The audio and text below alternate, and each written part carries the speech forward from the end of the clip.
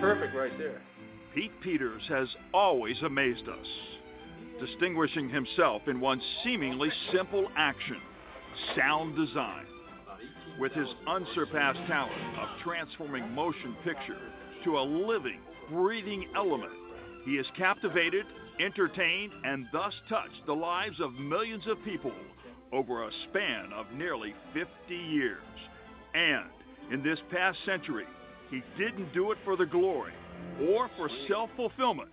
He did it in service to his country. The beauty of Pete is whatever you see is what you get. There is no falseness about him. There's no type of, let me see how I can manipulate somebody to get what I want. It's all very straight. And it's, you know, he doesn't deviate either from work or from his private life. You know, it's all, he's the same person. Because Pete can hear things that I don't think dogs can hear. I don't think most animals can hear what Pete will. He's always known for having his head in the bag, and if something's not right, suddenly if you look around, he has a tendency, an arm and a hand will go up. The man loves what he's doing, and he prides himself in being prepared for everything. And even at his advanced age now, as I will carefully refer to it, there's lots of folks at that age would have seen the technology and the profession pass them by, and Pete hasn't allowed that to happen. He's kept right in there with the young guys, and in my opinion, still does better sound than anybody in the building. He's not just an audio guy on location. He'll pull cable, he'll load trucks, he'll work all day, then drive the truck all night if he's asked to do that. Or if he's not asked to do that, he will still do that same thing. Detlev Peters Jr. was born December the 31st, 1942 in Baltimore and raised in Catonsville, Maryland. Son to a hard-working German immigrant father, Detlev Sr., and his mother, Dorothy, who healed the sick as a registered nurse. Pete grew up doing chores and playing ball with his only sibling, younger brother, Charlie. By the age 12, he was self-sufficient, with both parents working. The hard work soon paid off, on and off the playing fields. The varsity baseball player for the Catonsville Comets excelled on the diamond, but in 1960, he gave up the rawhide and pine tar to pursue an academic quest on the grounds of the University of Maryland. However, with the Cuban Missile Crisis on the fringe, Pete knew it was time to meet a higher calling. I have directed that the following initial steps be taken immediately. First, to halt this offensive buildup, a strict quarantine on all offensive military equipment under shipment to Cuba is being initiated. This was the Cuban Missile Crisis, because I was in school in '62 during the Cuban Missile Crisis, scared the bejabbers out of me. I said, okay, I guess I'm leaving this fraternity house. Looks like we're going to be going to war here pretty shortly. I got to do my part. That was part of it, and the draft was still in existence back then. I figured, you know, I'm not really excelling here at school. Let me go enlist. I want to go to the Navy, I think, because I love water and I love their schools. I thought they had the best schools of all the armed services. And then I'll do my 4 years, get out, come back to college, and I'll go on with my life. Pete had vision problems that didn't allow him to be an aerographer, but it made them accept him as a photographer, which at great length, that's a good joke, you know, as Pete tells it. So once he became a photographer and saw everything laid before him, it's never stopped. It is said that a building is nothing more than brick and mortar without its people. And when you've served in a building as both sailor and civilian for as long of a time as Pete, then it would only be fair to say he is part of the foundation, part of what it was and still is today, Navy storytelling. I came from Pensacola from A school and got orders to the Naval Photographic Center.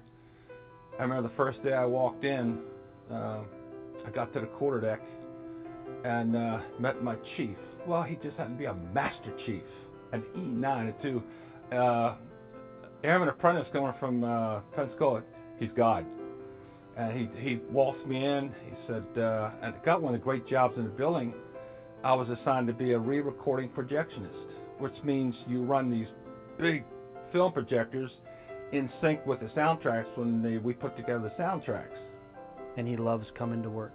He loves being around young people and sharing his knowledge with them, and I think he gets a lot of energy from that. Naval Photographic Center, Naval Imaging Command, Naval Media Center. I mean, through all the names it's been throughout the years, Pete's been the one constant. To turn around to come back to serve the Navy as a civilian,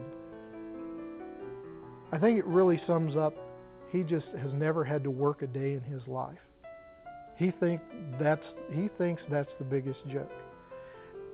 And I don't take that lightly, because when Pete says he's never worked a day in his life, he's not just joking about it. Because with that, he's one of the few individuals that you could look at his sick record, and I don't care if you've been around for almost 50 years, explain to me how you've only taken 1 hour of sick leave. Makes the story even better. I mean, that cements his dedication and the fact that he really loves what he's doing. So he has like almost 3,000 hours of sick leave. You know, well, wait a minute. That means then he truly drove in and out of the gate every one of those 49,000 times, except when he was TAD. There's a lot of things in life you can't control, a lot that you can. Part of it is attitude. I think it helps somewhat, but to be that healthy and that lucky, yeah, I've been blessed. Numbers tell us about one's work ethic, their dedication to the job, or threshold for pain, but it's the stories behind the numbers that will forever remain with us. The presidents go one way, and John Kelly and I would go a lot of times with Mrs. Ford, and we had a room right next to hers.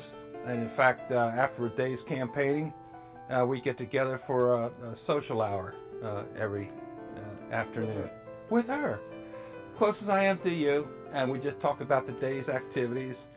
So suddenly he finds himself at the White House during the time that Nixon comes on to resign.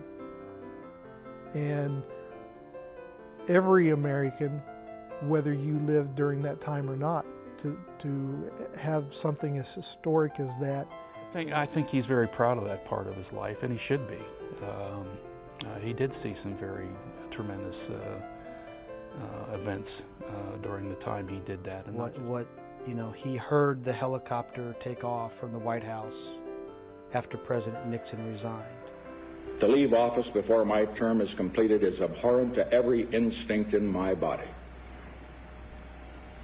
But as president, I must put the interests of America first. His time working in the Oval Office speaks to the character of the man. But it's the road beyond the White House that makes Pete Peters a legend. Most notably, what he is known for, because oftentimes other people take credit for it, is there is one significant event that was captured, and that was an emergency blow of a submarine. The flight out.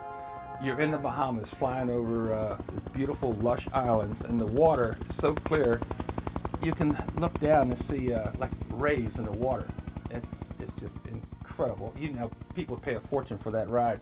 We're out in this open area of water, and between you looking through the viewfinder at nothing but waves, and they all try to find reference on a wave somewhere in the middle of the ocean. We asked for a rehearsal, And we had comms with the off-tech engineers